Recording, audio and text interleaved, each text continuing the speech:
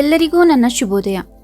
ಇಂದು ನಾವು 7ನೇ ತರಗತಿಯ ಕನ್ನಡದಲ್ಲಿ 3ನೇ ಪದ್ಯವಾದ ಭಾಗ್ಯದ ಬಳೆಗಾರ ಈ ಪದ್ಯದ ಪ್ರಶ್ನೋತ್ತರಗಳನ್ನು ಅಭ್ಯಾಸ ಮಾಡೋಣ.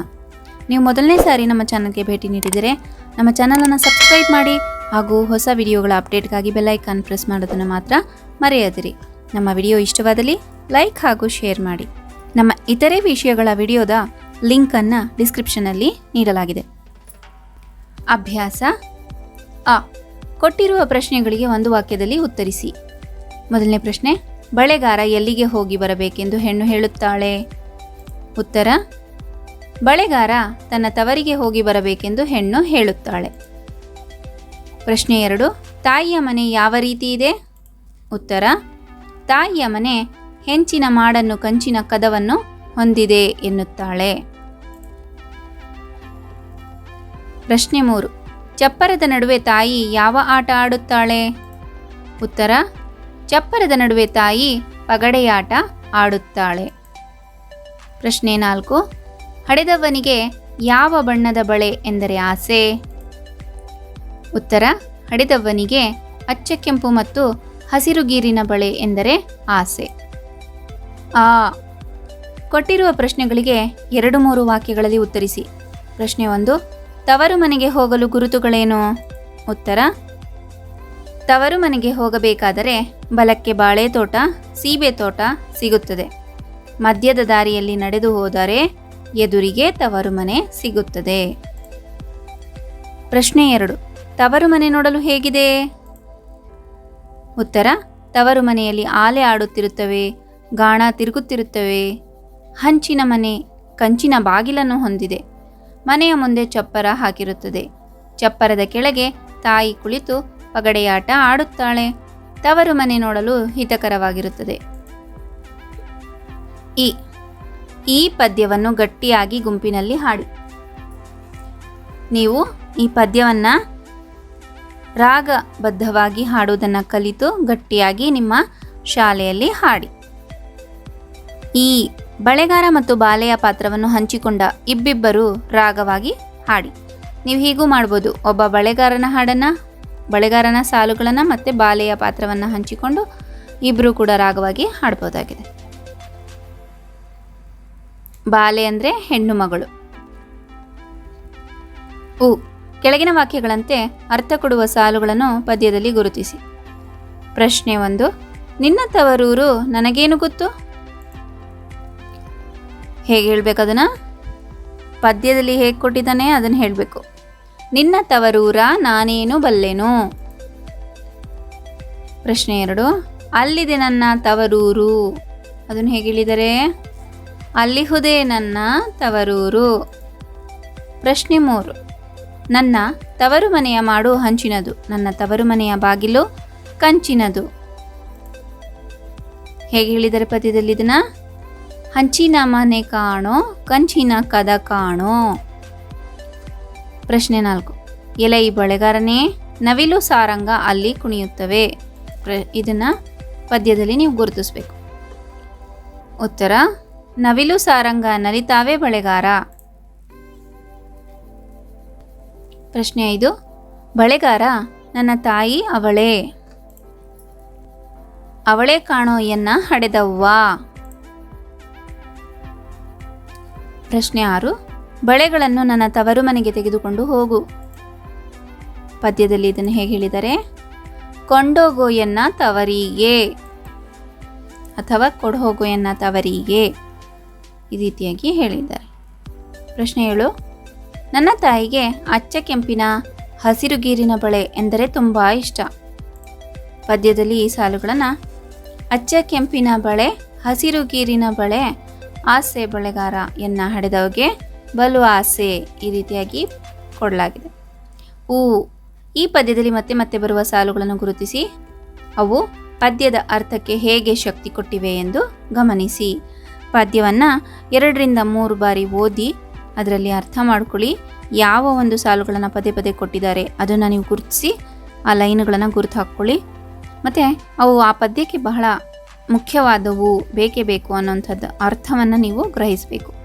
ಒಮ್ಮೆ ನಮ್ಮ ಒಂದು ದ ಕ್ಲಾಸ್ ಸ್ಟುಡಿಯೋನಲ್ಲಿರುವಂತಹ ಈ ಪದ್ಯದ ಸಾರಾಂಶವನ್ನು ನೋಡಿ 2ರಿಂದ 3 ಸಲ ನೋಡಿ. ಆನಂತರ ನೀವು ಅವು ಪದ್ಯದ ಅರ್ಥಕ್ಕೆ ಹೇಗೆ ಶಕ್ತಿ ಕೊಟ್ಟಿವೆ ಎಂಬುದನ್ನು ಗಮನಿಸಿ. ರು. ನಮ್ಮ ಮನೆಯ ಗುರುತನ್ನು ಇನ್ನೊಬ್ಬರಿಗೆ ತಿಳಿಸಲು ನಾವು ಸೂಚಿಸುವ ಸ್ಥಳಗಳನ್ನು ಈ ಪದ್ಯದ ಹೆಣ್ಣಿನ ಗುರುತಿನ ಮಾತುಗಳಿಗೆ ಹೋಲಿಸಿ.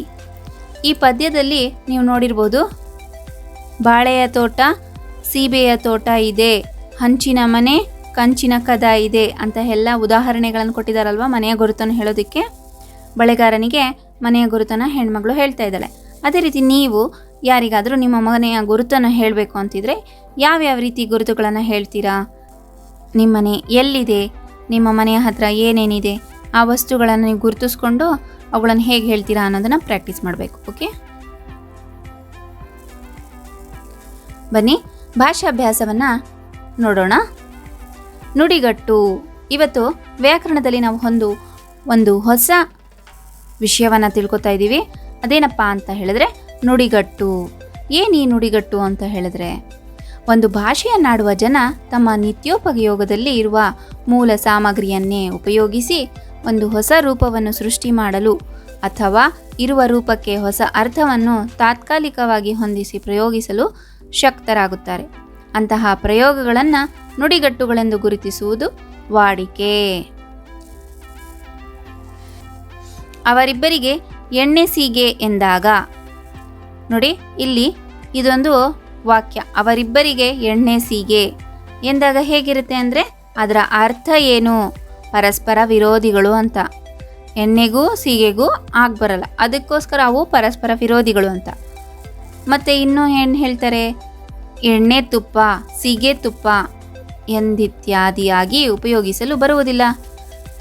ಹಾಗೆಯೇ ಹಣ್ಣು ತಿನ್ನು, ರೊಟ್ಟಿ ತಿನ್ನು ಎಂಬಿತ್ಯಾದಿ ರಚನೆಗಳನ್ನು ಅನುಸರಿಸಿ ಪೆಟ್ಟು ತಿನ್ನು ಎಂಬುದು ಮೊದಲು ಚಮತ್ಕಾರಕ್ಕೋ ಹಾಸ್ಯಕ್ಕೋ ಆರಂಭವಾಗಿ ಆಕರ್ಷಕವಾಗಿದ್ದುದರಿಂದ ಸ್ಥಿರವಾಗಿ ಬಳಕೆಯಾಗುತ್ತಿದೆ. ಅಂದರೆ ನೀವು ನೋಡಿರ್ಬೋದು, ಪೆಟ್ಟು ತಿನ್ನು ಅನ್ನೋದಕ್ಕೆ ಹಣ್ಣು ತಿನ್ನು, ರೊಟ್ಟಿ ತಿನ್ನು ಅನ್ನೋದನ್ನು ಹೇಳ್ತಾರೆ, ಸಾಮಾನ್ಯವಾಗಿ ಉಪಯೋಗಿಸ್ತಾರೆ ಅಲ್ವಾ. ಆದರೆ ಪೆಟ್ಟು ತಿನ್ನು ಅಂತ ಹೇಳ್ತಾರಾ? ಇಲ್ಲ ಅಲ್ವಾ. ಇದೇನಿದು? ಒಂದು ಚಮತ್ಕಾರಕ್ಕೋ ಹಾಸ್ಯಕ್ಕೋ ಬಳಸುವಂತಹ ಆಕರ್ಷಕ ಪದಗಳು. ಇವುಗಳನ್ನು ನುಡಿಗಟ್ಟುಗಳು ಅಂತ ಹೇಳಿ ಕರೀತಾರೆ. ಅದೇ ರೀತಿ ಕೆಲವು ನುಡಿಗಟ್ಟುಗಳನ್ನು ನಾವೀಗ ನೋಡ್ತಾ ಹೋಗೋಣ. ಕಣ್ಣಿಗೆ ಬೀಳು, ಕಣ್ಣು ಬಂತು, ಬಾಲ ಬಿಚ್ಚು, ಮೂಗು ತೂರಿಸು, ಹೊಟ್ಟು ಕುಟ್ಟು, ತೋಟ ದೂರ, ಮೀಸೆ ಮಣ್ಣಾಗು, ಬೇಳೆ ಬೇಯೋಲ್ಲ, ಕಿವಿ ಕಚ್ಚು, ಹರಟೆ ಕೊಚ್ಚು, ಬೆಟ್ಟು ಮಡಿಸು, ಟೋಪಿ ಹಾಕು, ಉಪ್ಪು ಹಾರಿಸು, ತಾರಮ್ಮಯ್ಯ, ಆಡು ಮೊದಲಾದವು ಹೊಸಗನ್ನಡದಲ್ಲಿ ಬೆಳಕಿಗೆ ಬಂದಿರುವ ನುಡಿಗಟ್ಟುಗಳು. ನುಡಿಗಟ್ಟುಗಳು ವ್ಯಾಕರಣ ನಿಯಮದ ಕಟ್ಟಿಗೆ ಒಳಗಾಗದೆ ಒಂದು ಭಾಷೆಯನ್ನಾಡುವ ಜನರ ಅನುಭವ, ಅಗತ್ಯ ಹಾಗೂ ಸಂದರ್ಭಕ್ಕೆ ಸರಿಯಾಗಿ ರೂಪುಗೊಳ್ಳುತ್ತವೆ. ಆಕರ್ಷಕವಾಗಿ ಸಶಕ್ತವಾಗಿದ್ದಲ್ಲಿ ಬಹುಕಾಲ ನೆಲೆ ನಿಲ್ಲುತ್ತವೆ, ಇಲ್ಲದಿದ್ದರೆ ಅಳಿಸಿ ಹೋಗುತ್ತಾ ಮರುಹುಟ್ಟು ಪಡೆಯುತ್ತವೆ. ಇಲ್ಲಿ ಮೇಲೆ ಹೇಳಿದ್ನಲ್ವ ಉದಾಹರಣೆಗಳು, ಅವನ್ನೆಲ್ಲ ನೀವು ಒಮ್ಮೆ ಗಮನಿಸಿ. ಕೆಲವೊಂದು ಸಂದರ್ಭಗಳಲ್ಲಿ ಈ ಒಂದು ಪದಗಳನ್ನು ಬಳಸ್ತಾ ಹೋಗ್ತೇವೆ ಅಲ್ವಾ. ಉದಾಹರಣೆಗ ಮೂಗು ತೂರಿಸು ಅನ್ನೋಂಥ ಪದ. ಈ ಮೂಗು ತೂರಿಸು ಅಂದರೆ ಅಲ್ಲಿ ಹೋಗ್ಬಿಟ್ಟು ಜನ ಏನಾದರೂ ಮೂಗು ತೂರ್ಸಕ್ಕೆ ಹೋಗ್ತಾರಾ? ಇಲ್ಲ. ಅಂದರೆ ಬೇರೆಯವರ ವಿಷಯದಲ್ಲಿ ಮಾತನಾಡೋದಕ್ಕೆ ಹೋಗೋದು. ನೀನು ಯಾಕೆ ಮೂಗು ತೂರಿಸ್ತಿದ್ಯಾ ಅಂತ ಹೇಳ್ತಾರಲ್ವಾ, ಈ ರೀತಿಯಾಗಿ. ಅದೇ ರೀತಿ ಕಿವಿ ಕಚ್ಚು, ಯಾರಾದರೂ ಬಂದ್ಬಿಟ್ಟು ಕಿವಿ ಕಚ್ಚುತ್ತಾರಾ? ಇಲ್ಲ. ಕಿವಿ ಕಚ್ಚು ಅಂದರೆ ಚಾಡಿ ಮಾತುಗಳನ್ನು ಹೇಳೋವಂಥದ್ದು, ಅದಕ್ಕೆ ಈ ರೀತಿ ಪದವನ್ನು ಬಳಸ್ತಾರೆ. ಮುಂದೆ ನೋಡೋಣ. ಕೆಳಕಂಡ ನುಡಿಗಟ್ಟುಗಳನ್ನು ಗಮನಿಸಿ. ಮೊದಲನೇದು ಕಿಡಿಕಾರು, ಅರ್ಥ ಸಿಟ್ಟಿಗೇಳು. ವಾಕ್ಯವನ್ನು ಮಾಡೋಣ. ದುರ್ಯೋಧನನ್ನು ಕಾಣುತ್ತಲೇ ಭೀಮನು ಕಿಡಿಕಾರಿದನು, ಅಂದರೆ ತುಂಬ ಸಿಟ್ಟಾದ ಅಂತ. ತಲೆದೂಗು, ಒಪ್ಪು. ತಲೆದೂಗು ಅಂದರೆ ತಲೆಯನ್ನು ಅಲ್ಲಾಡಿಸೋದಲ್ಲ, ಒಪ್ಪಿಕೊಳ್ಳುವುದು ಅಂತ ಅರ್ಥ. ಯಕ್ಷಗಾನ ಪಾತ್ರಧಾರಿಯ ಕುಣಿತ ಕಂಡು ಪ್ರೇಕ್ಷಕರು ತಲೆದೂಗಿದರು. ಮೂರನೇದು ಮುಖ ಅರಳು, ಅಂದರೆ ಸಂತೋಷವಾಗು. ತಾಯಿಯನ್ನು ಕಾಣುತ್ತಲೇ ಮಗುವಿನ ಮುಖ ಅರಳಿತು. ಸಹಜ ಅಲ್ವಾ? ತಾಯಿಯನ್ನು ಕಂಡು ಕೂಡಲೇ ಮಗು ತುಂಬ ಸಂತೋಷ ಪಡುತ್ತೆ. ಅದನ್ನು ಮುಖ ಅರಳಿತು ಅಂತ ಹೇಳುವಂಥದ್ದು. ಪ್ರಶ್ನೆ 4 ಈಗ. ಮೇಲುಗೈ ಅಂದರೆ ಗೆಲುವು. ಹಾಕಿ ಆಟದಲ್ಲಿ ಭಾರತದ ಮಹಿಳೆಯರು ಜಪಾನ್ ವಿರುದ್ಧ ಮೇಲುಗೈ ಸಾಧಿಸಿದ್ದಾರೆ. ಇಲ್ಲಿ ಮೇಲುಗೈ ಅನ್ನುವಂಥದ್ದು ಗೆಲುವಿನ ಅರ್ಥವನ್ನು ಸೂಚಿಸುತ್ತೆ. ಕೆಳಗೆ ನೀಡಿರುವ ನುಡಿಗಟ್ಟುಗಳನ್ನು ಬಳಸಿ ವಾಕ್ಯ ರಚಿಸಿ. ಇಲ್ಲಿ ಕೆಲವೊಂದು ನುಡಿಗಟ್ಟುಗಳನ್ನು ಕೊಟ್ಟಿದ್ದಾರೆ, ಅವುಗಳನ್ನು ಬಳಸ್ಕೊಂಡು ನೀವು ಸ್ವಂತ ವಾಕ್ಯವನ್ನು ಮಾಡಬೇಕು. ಅಡ್ಡದಾರಿ ಹಿಡಿ ಅಂದರೆ ಅರ್ಥ ತಪ್ಪು ಕೆಲಸ ಮಾಡು. ವಾಕ್ಯ ಮಾಡೋಣ. ಸಹವಾಸ ದೋಷದಿಂದ ಯುವಕರು ಅಡ್ಡದಾರಿ ಹಿಡಿಯುತ್ತಾರೆ. ಅದೇ ರೀತಿ ಎತ್ತಿದ ಕೈ. ಎತ್ತಿದ ಕೈ ಅಂದರೆ ಪ್ರವೀಣ.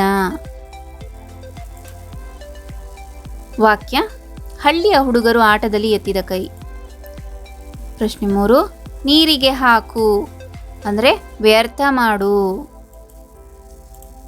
ಉತ್ತರ ಮೂರ್ಖರಿಗೆ ಮಾಡುವ ಉಪದೇಶ ನೀರಿಗೆ ಹಾಕಿದಂತಾಗುತ್ತದೆ. ಮೂರ್ಖರಿಗೆ ಏನೇ ಉಪದೇಶ ಮಾಡಿದ್ರು ಏನದು? ವ್ಯರ್ಥ ಅಂತ, ನೀರಿಗೆ ಹಾಕಿದಂತಾಗುತ್ತದೆ. ಬೇರೂರು ಸ್ಥಿರವಾಗಿರು. ಅರ್ಥ ಇದ್ರದ್ದು ಸ್ಥಿರವಾಗಿರುವಂಥದ್ದು ಬೇರೂರು. ಈಗ ಒಂದು ಮರ ಏನು ತನ್ನ ಬೇರುಗಳನ್ನು ಭೂಮಿಯಲ್ಲಿ ಬಿಟ್ಟಾಗ ನಂತರ ಸ್ಥಿರವಾಗಿರುತ್ತಲ್ವ, ಆ ರೀತಿ ಗಟ್ಟಿಯಾಗಿ ನಿಲ್ಲುವಂಥದ್ದು ಸ್ಥಿರವಾಗಿರುವಂಥದ್ದು. ಉತ್ತರ ಒಳ್ಳೆಯ ಅಭ್ಯಾಸಗಳು ಬಾಲ್ಯದಲ್ಲಿಯೇ ಬೇರೂರಬೇಕು. 5ನೇದು ಮೈ ಬಗ್ಗಿಸು. ಮೈ ಬಗ್ಗಿಸು ಅಂದರೆ ಶ್ರಮ ಪಡುವಂಥದ್ದು.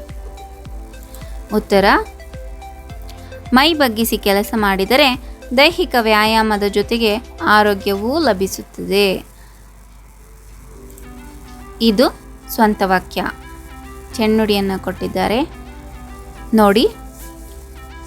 ಪೆಣ್ಣಲ್ಲವೇ ತಮ್ಮನೆಲ್ಲ ಪಡೆದ ತಾಯಿ, ಪೆಣ್ಣಲ್ಲವೇ ತಮ್ಮನೆಲ್ಲ ಪೊರೆದವಳು, ಪೆಣ್ಣು ಪೆಣ್ಣೆಂದೇತಕ್ಕೆ ಬೀಳುಗಳೆವರು, ಕಣ್ಣು ಕಾಣದ ಗಾವಿಲರು. ಇದನ್ನು ಸಂಚಿ ಹೊನ್ನಮ್ಮ ಬರೆದಿರುವಂಥ ಹದಿಬದೆ ಧರ್ಮ ಎಂಬ ಸಾಂಗತ್ಯ ಕೃತಿಯನ್ನು ರಚಿಸಿದವರು ಇವರು. ಅವರು ಬರೆದಿದ್ದಾರೆ, ಅದರಿಂದ ಆಯ್ಕೆ ಮಾಡಿಕೊಳ್ಳಲಾಗಿದೆ. ಎಷ್ಟು ಸುಂದರವಾಗಿದೆ ನೋಡಿ. ಹೆಣ್ಣು ಹೆಣ್ಣು ಅಂತ ಹೇಳಿ ಯಾಕೆ ಹೆಣ್ಣನ್ನು ದೂರ್ತಾ ಇರ್ತೀರಾ? ಹೆಣ್ಣಲ್ಲವೇ ತಮ್ಮನ್ನೆಲ್ಲ ಪಡೆದ ತಾಯಿ, ನಮ್ಮನ್ನೆಲ್ಲ ಹೆತ್ತಿದ ತಾಯಿ ಆ ಹೆಣ್ಣಲ್ಲವೇ? ಹೆಣ್ಣಲ್ಲವೇ ನಮ್ಮನ್ನೆಲ್ಲ ಸಾಕಿದವಳು? ಪೆಣ್ಣು ಪೆಣ್ಣೆಂದೇತಕ್ಕೆ ಬೀಳುಗಳೆವರು ಅಂದರೆ ಹೆಣ್ಣು ಹೆಣ್ಣು ಅಂತ ಹೇಳಿ ಆಕೆಯನ್ನು ಕೆಳಗೆ ಅಂದರೆ ಕೀಳಾಗಿ ಕಾಣುವಂಥದ್ದು, ಆಕೆಯನ್ನು ಬೀಳಿಸಿ ಮಾತನಾಡುವಂಥದ್ದು, ಶೋಷಣೆ ಮಾಡುವಂಥದ್ದು, ಇದನ್ನೆಲ್ಲ ಮಾಡ್ತಾ ಇರ್ತಾರಲ್ವ, ಅವರೆಲ್ಲ ಯಾರು? ಕಣ್ಣು ಕಾಣದ ಗಾವಿಲರು. ಅವರಿಗೆಲ್ಲ ದುಷ್ಟರವರು, ಕಣ್ಣು ಕಾಣದಂತಹ ಗಾವಿಲರು, ಮೂರ್ಖರು ಅಂತ ಹೇಳ್ತಾ ಇದ್ದಾರೆ. ಇದು ಸಂಚಿ ಹೊನ್ನಮ್ಮ ಬರೆದಿರುವಂತಹ ಒಂದು ಸಾಂಗತ್ಯ ಕೃತಿಯ ಕೆಲವು ಸಾಲುಗಳು. ಇಲ್ಲಿಗೆ ಪ್ರಶ್ನೋತ್ತರಗಳು ಮುಗಿಯಿತು. ಮುಂದಿನ ತರಗತಿಯಲ್ಲಿ ಭೇಟಿಯಾಗೋಣ. ಧನ್ಯವಾದಗಳು.